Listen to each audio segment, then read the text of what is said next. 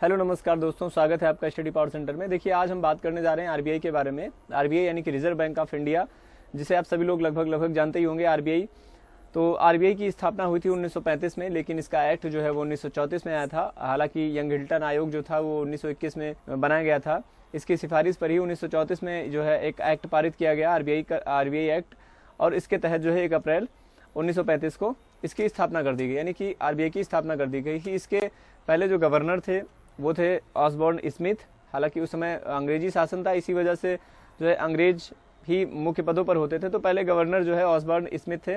दूसरे भी एक अंग्रेजी थे जिनका नाम था जेम्स टेलर्स, और तीसरे गवर्नर जो थे वो सीडी देशमुख थे। यानी कि पहले भारतीय जो थे वो तीसरे क्रम पे आए थे, अगर क्रमानुसार देखा जाए तो स्थापना के बाद। लेकिन अगर पहले भारतीय गवर्नर पूछा जाए तो आप बताएंगे सीडी देशमुख। उस समय जब इसकी स्थापना हुई तो इसका जो मुख्यालय था वो कोलकाता को माना गया, यानी कि उस समय इसका मुख्यालय जो था वो कोलकाता था। लेकिन 1937 में जो है इसके मुख्यालय को मुंबई में शिफ्ट कर दिया गया। तो वर्तमान में इसका मुख्यालय है मुंबई, और इसके वर्तमान गवर्नर हैं शक्तिकांत दास जी, जो कि 25वें क्रम के गवर्नर हैं। इसके लोगो की बात करें तो ताड़ का वृक्ष और बंगाल टाइगर इसका लोगो है। और इसके साथ ही साथ इसके जो है मतलब जो आरबीआई है, आरबीआई ने भी हाल ही में एक मनी ऐप करके ऐप लॉन्च किया है, एप्लीकेशन, जो दृष्टिबाधिर लोग हैं, यानी कि जो लोग देख नहीं सकते हैं, वो उनके लिए निर्माण किया गया है, जिससे कि वो इनको जो है पैसे पहचानने में मदद मिल सके। तो आरबीआई के बारे में और भी जानना चाहेंगे तो सबसे पहले बात करें आरबीआई जो है, आरबीआई के कार्य क्या है। तो आरबीआई की देखिए, आरबीआई का कार्य है ऋण प्रदान करना, आरबीआई का कार्य है लाइसेंस देना, यानी जितने भी बैंक होते हैं उन सभी को लाइसेंस देने का कार्य आरबीआई करता है। और अगर बात करें तीसरा कार्य, तो आरबीआई जो है नोट जारी करता है, यानी नोट जारी करेगा, लाइसेंस और ऋण देगा।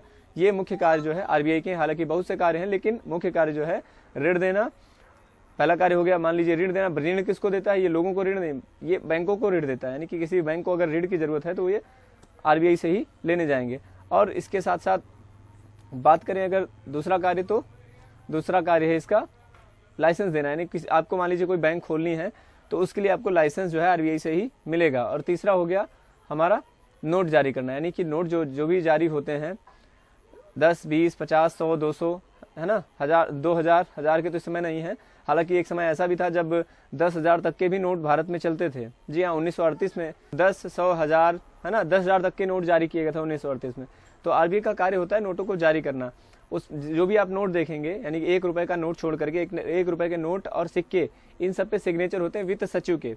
लेकिन जो नोट होते हैं, यानी कि 1 रुपए से बड़े जितने भी नोट होते हैं, उन पर सब पर जो है आरबीआई के गवर्नर के सिग्नेचर होते हैं। यानी कि इस समय वर्तमान में शक्तिकांत दास जी हैं, जो कि जिन्होंने 2018 में जो है पद ग्रहण किया था, दिसंबर 2018 में।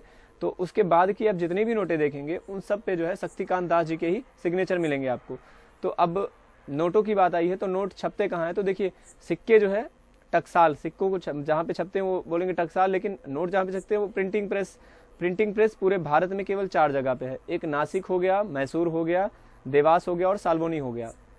अब साल्बोनी है पश्चिम बंगाल में, देवास जो है मध्य प्रदेश में है, मैसूर कर्नाटक में है, और बचा नासिक जो है महाराष्ट्र में है। इन 4 जगह पे नोटें छपती हैं।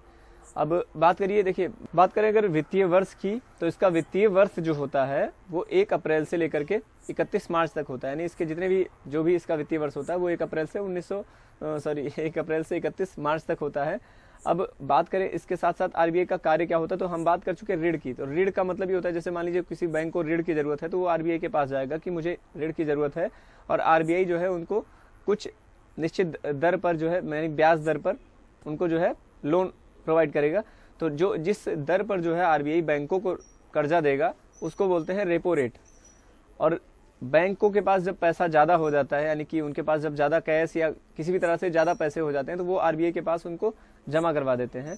तो जब आरबीआई के पास बैंक जमा करवाने जाएंगी तो जिस दर पर आरबीआई लेगा, यानी कि बैंकों को जिस दर पर, मतलब बैंक जितना लेंगी आरबीआई से दर, ब्याज जितना लेंगी बैंक, उसको बोलेंगे रिवर्स रेपो रेट। यानी जहाँ से देखिए आरबीआई को फायदा कब होगा? जब आरबीआई लोन देगा किनको? बैंकों को, तो आरबीआई रेपो रेट लेगा। लेकिन जब बैंकों के पास पैसे ज़्यादा होंगे तो वो जमा करवाने जाएगा एक तरह से कि हाँ मेरे पास ज़्यादा पैसे हो गए, आप रख लीजिए इनको, ज़रूरत पड़ने पर हम ले लेंगे।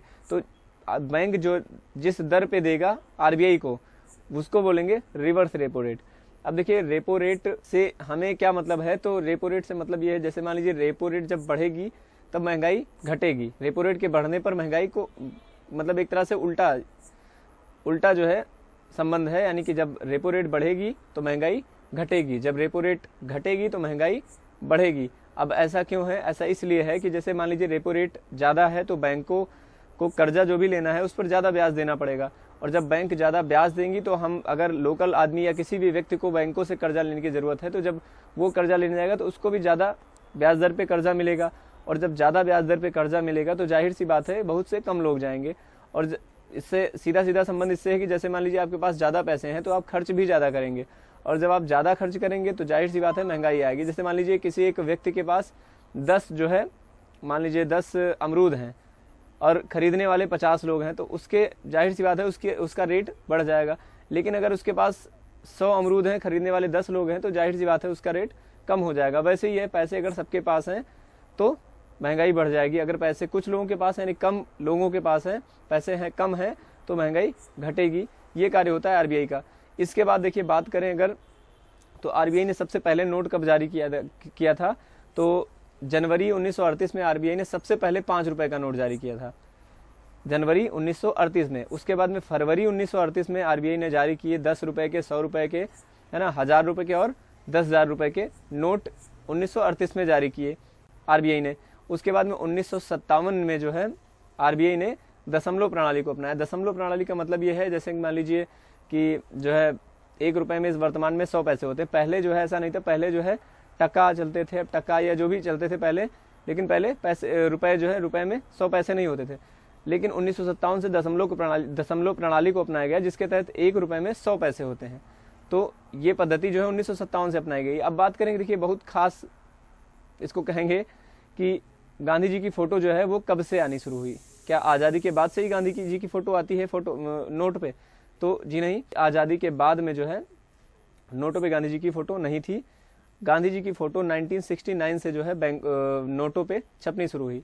तो 1969 में सबसे पहले जो है 10 रुपए के और 500 रुपए के नोट पे गांधी जी की फोटो छपी थी। तो इतनी चीज, मतलब इतनी बातें आपको आरबीआई से संबंधित याद रखनी है। मैं और भी चर्चा करूंगा इसी सेशन में। तो 1969 में 10 रुपए और 500 रुपए के नोट पर गांधी जी की फोटो छपी, और इसके बाद 1996 में यानी 1996 गांधी जी की नई फोटो के साथ में नोटें प्रिंट की गई दोबारा से। अब बात करें 2010 में, तो देखिए आपने देखा होगा एक रुपए का एक लोगो होता है। यहाँ पे देखिए लोगो तो आरबीआई का दूसरा ही है, लेकिन रुपए का जो एक मैं कहूँ कि मार्क जो होता है, एक तरह का निशान, वो जो है ऐसे लिखा जाता है, और इसको जो है 2010 में अपनाया गया था। और इसकी खोज किसने की थी? तो आईआईटी बॉम्बे के एक छात्र से डी उदय कुमार, उन्होंने इसको जो है डिजाइन किया था, है ना। तो इतनी बात हो गई आरबीआई से रिलेटेड। अब बात कर लें थोड़ा सा और आगे की। देखिए आरबीआई की जब स्थापना हुई थी 1935 में, तब ये 5 करोड़ की पूंजी के साथ में हुई थी। यानी उस समय जो है 5 करोड़ की पूंजी के साथ में जो है आरबीआई की स्थापना की गई थी। यह एक तरह का प्राइवेट बैंक था। बाद में जो है 1949 में 1 जनवरी 1949 को जो है बैंकिंग रेगुलेटरी एक्ट के तहत इसको जो है पूरा स्वामित्व इसका जो है भारत का हो गया, यानी कि इसको शक्तियाँ प्रदान की गई। एक तरह से इसका राष्ट्रीयकरण हुआ 1949 में। इसके बाद अगर बात करें आरबीआई के बारे में, देखिए आरबीआई का जो नियंत्रण है वो 21 सदस्यों की एक टीम करती है। निर्देशक मंडल की एक समिति जिसमें 21 सदस्य होते हैं वो करती है। आरबीआई के गवर्नर जो है शक्तिकांत दास जी हैं। इसके साथ साथ 4 जो है डिप्टी गवर्नर भी हैं, यानी कि टोटल 5 लोगों की एक तरह से टीम होती है। 4 जो है डिप्टी गवर्नर होते हैं और 1 गवर्नर होते हैं। देखिए इस वीडियो में हम इतनी बात मतलब इतना ही रखेंगे, बाकी अगले वीडियो में बात करेंगे। तो वीडियो अगर अच्छा लगा तो लाइक करेंगे, शेयर करेंगे, साथ ही साथ चैनल को सब्सक्राइब भी कर लेंगे। रीजन ये है कि 10 मिनट से ज़्यादा का वीडियो मैं नहीं बना सकता, इस वजह से जो है बस वीडियो इतना ही बड़ा रहेगा। तो आपसे उम्मीद है कि आप ज़्यादा से ज़्यादा संख्या में शेयर करेंगे। धन्यवाद दोस्तों।